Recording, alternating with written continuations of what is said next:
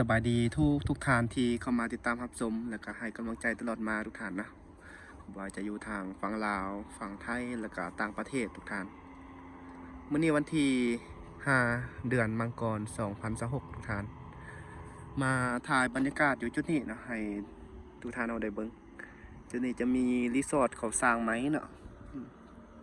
เป็นรีสอร์ทที่ว่าอยู่ติดกับทางหลังจะเป็นแม่น้ำสองทุกท่านนะรีสอร์ทตัวนี้ก็เปิดบดนมานี่ทุกท่านเนาะเป็นรีสอร์ทที่บ่มีหลังคาเนาะเพิ่นจะเฮ็ดมีแบบดาดฟ้าเนาะอยู่เทิงจังซี่ทุกท่านเนาะไว้นั่งชมวิวเนาะเบิ่งวิวบรรยากาศยามแลงแล้วก็ยามตอนเช้าโอ้โหมื้อนี้มาถ่ายจุดนี้ให้ทุกท่านเอาเบิ่งอยู่เทิงนั้นจะเป็นโคซิฟ้าทุกท่านเนาะมื้อนี้บ่เห็นผู้คนเข้ามาลองเรือคายักเนาะอันนี้ก็วางเป่าอยู่มื้อนี้ก็ได้ตอนนี้ยังเป็นดินบางดินบางเป่าหลายเด้อครับเนาะเขายังดุดบ่ฮู้ว่าเพิ่นจะสร้างอีหยังอีกเนาะแถวนี้อยู่เทิงหันก็ดุดบางกว้างๆเด้ทุกท่านเทิงทางรถหั่นตอนนี้ก็ยังเป็นดินบางกันฝากแม่น้ำสองฝั่งนั้นก็จะเป็นป่าเนาะยังบ่มีอีหยังที่อยากทุกท่านเนาะตอนนี้ก็เห็นเสียงพารามอเตอร์บินอยู่เทิงฟ้าแล้วทุกท่าน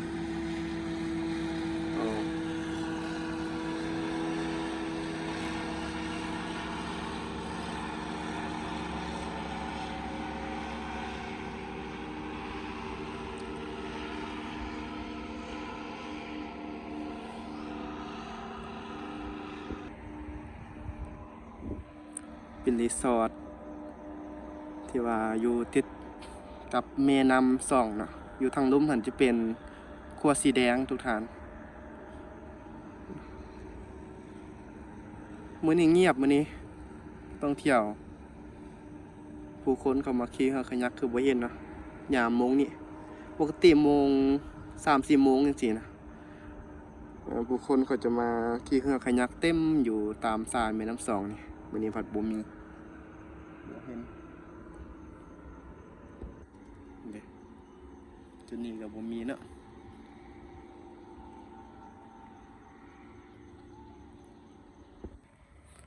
รีสอร์ทตัวนี้เพิ่นเฮ็ดมานี่งามเด้ทุกท่านเนาะเป็นห้องจังซี่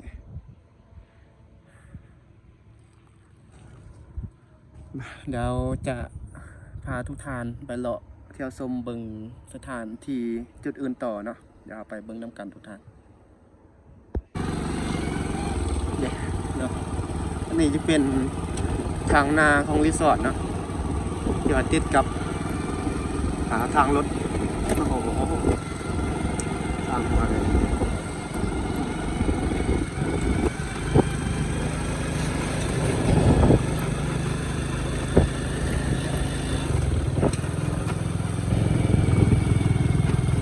จะมีเรือนพักข้างหน้าจะมีโรงแรมนะเป็นโรงแรมเขาเปิดใหม่ได้ทุกท่านนะโรงแรมบูบีวังเวียงนะบูบีวังเวียง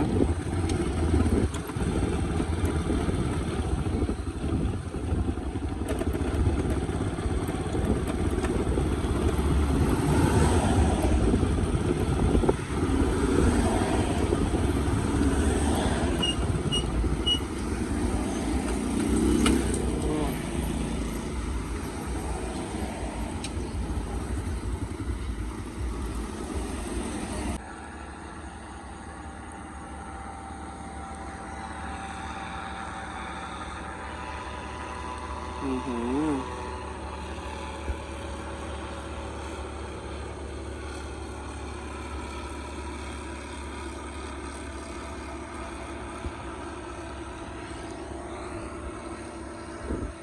จุดนี้ก็บ่ได้เข้ามาถ่ายให้ทุกท่านเฮาเบิ่งจักเทื่อนะบริเวณแถวทงนานี่นะอันนี้จะเป็นทงนา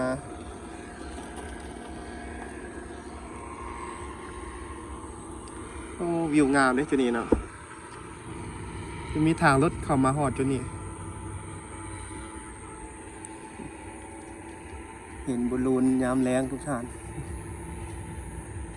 มีโรงแรมบังกะโลเนี่ยนะท่านนี้อยู่ทางในฮะเป็นโรงแรมบังกะโลนะฝากแม่น้ำสองจะมีทางเข้ามาทุกท่านนะไปไกลกับโรงแรมรีเวอร์วิวให้นะทุกท่านนี่โอ้วิวงามนะเห็นทงนาเห็นธรรมชาติเห็นผาสูงนะนี่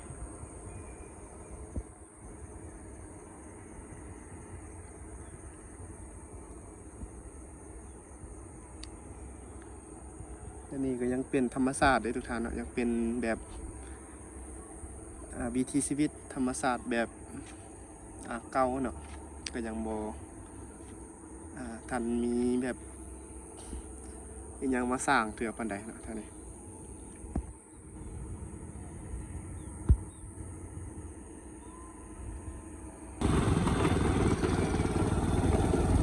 พามาถ่ายเบิ่งธรรมชาติทุกท่านเนาะอันนี้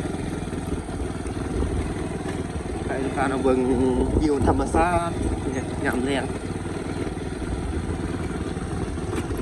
ก็จะเป็นบางส่วนที่กับกันไปเนาะ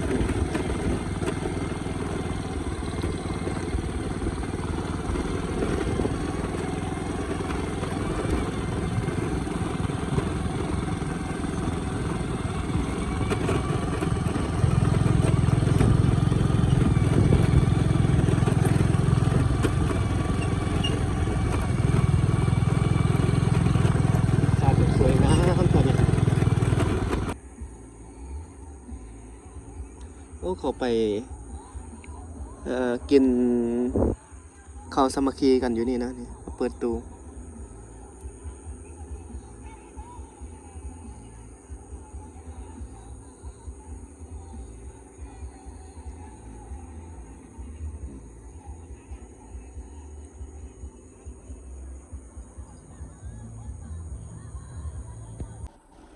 เดี๋ยวถ่ายเบิ่งบรรยากาศ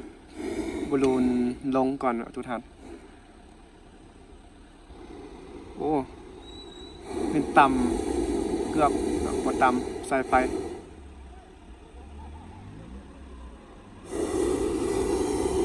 อ๋อ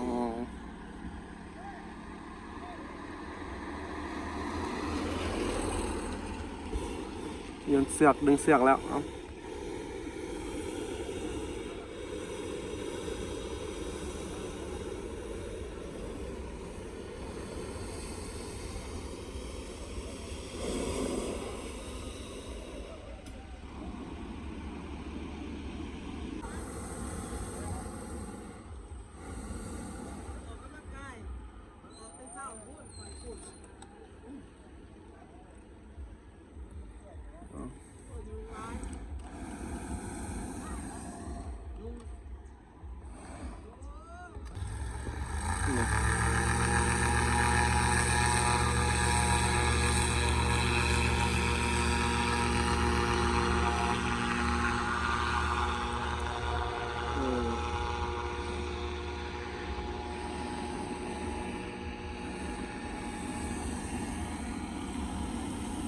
อันนี้จะเป็นตอนลงเนาะเวลาเขาเก็บกู้นะทุกท่านตอนกระเจ้าเก็บกู้แล้วก็มีรถมาฮับนักท่องเที่ยวเนาะที่ขี่บอลลูนเขาจะมาฮับเนาะ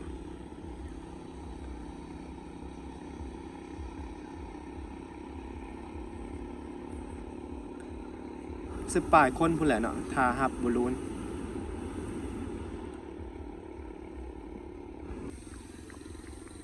มาลงจุดนี้เนาะก็ถือว่า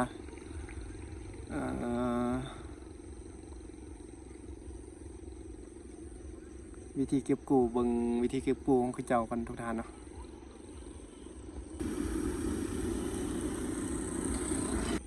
จะมีรถ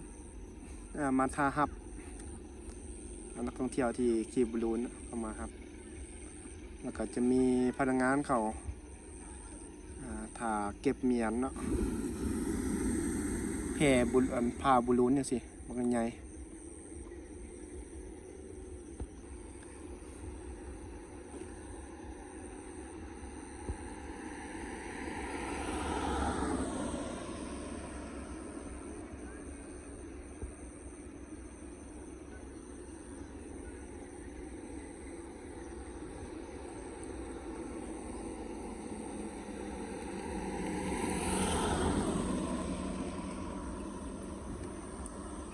ซึ่งเราก็ขึ้นอยู่แถว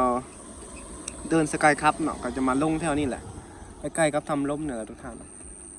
บริเวณแถวทำล้มนี่แหละเขามาลงก็ถือว่าใช้เวลากับบดนเนาะวิธีเก็บกูเพื่อเดียวเลยเวลาลงนะทุกท่านเห็นปะตอนลงไก่แล้วเรานี่คือบรรยากาศแคมป์แม่น้ำสองอยู่ที่โฮงแฮมรีเวอร์วิวทุกท่านเนาะวันนี้บรรยากาศก็ถือว่าบ่เห็นผู้คนเขาขี่เรือขยักลงมานะบรรยากาศที่อยู่ใกล้ๆกับแม่น้ำสองนี่มีสาวยุโรปเนาะนักท่องเที่ยวทางยุโรปเขามักมาปาร์ตี้มาสร้างสรรค์อยู่บ่อนนี้เลยนะเขาจะขี่กงเบงลงมาแล้วก็มาขึ้นเปิดเพลงเต้นกันอยู่จุดนี้นะ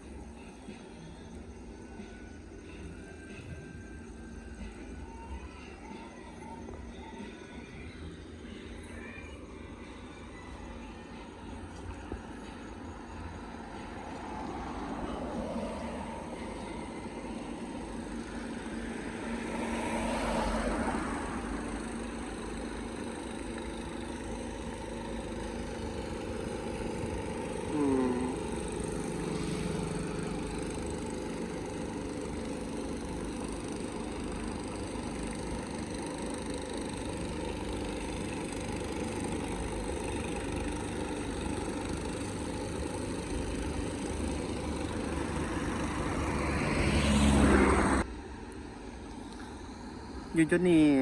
ก็จะมีหาดอาหารเนาะจะเป็นหาดอาหารแบบนั่งซิวๆที่แบบเขาตั้งอยู่ตามเรียบ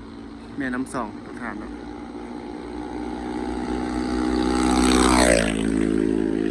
เที่ยวคือรถไฟนะอันนี้ก็จะเป็นโรงแรมเนาะทุกท่านโรงแรมแบบบังกะโลจังสิเป็นตูบนะท่านี้เขาก็ปรับปรุงใหม่ได้ปรุงใหม่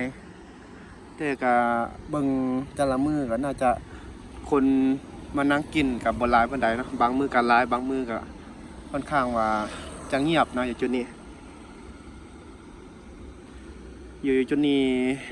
ก็ยังบ่ทันสร้างครัวเถื่อทุกท่านเนาะปกติเฮ็ด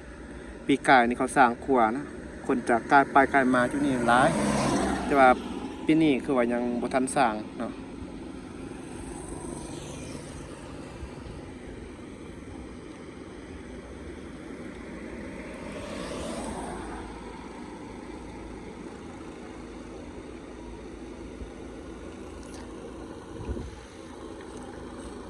อันนี้จะเป็น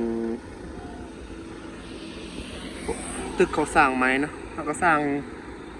ยังทันแล้วเนาะโอ้บักสูงทุกท่านเขาเฮ็ดเป็นโรงแรมเนาะยอมรับเลยว่าที่พักอยู่วังเวียงนี่ค่อนข้างว่าจัดเต็มทุกท่านเนาะมือธรรมดานี่ก็คนก็มาพักหลายเนาะเราก็จะมาพักมาเที่ยวกันสินะ